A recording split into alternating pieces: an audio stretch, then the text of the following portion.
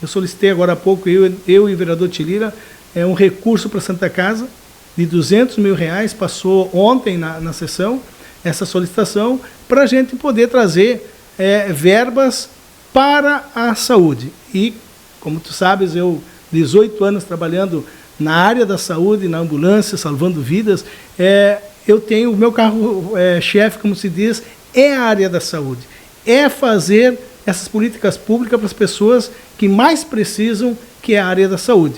Se tu não tiver saúde hoje, Luciano, tu não tem nada. É verdade. Tu precisa da saúde, né? Tu precisa que, quando tu chega a uma unidade básica de saúde, que o médico tenha um diagnóstico ou te dê uma receita, que tu vá na secretaria ali da saúde, ou que tu chegues na farmácia da saúde ali, né, do município, e que tu possa chegar ali, ser bem atendido, ter os medicamentos, né, ter os exames para poder fazer. Isso é importante, porque as pessoas precisam, né, que tenha saúde, e saúde é o que a gente mais trabalha, e o que mais a gente nos preocupamos como vereador em trazer recursos, ou seja, através das emendas federais, ou seja, através das emendas impositivas ou de bancada, a gente sempre está trazendo verba para ajudar a nossa comunidade.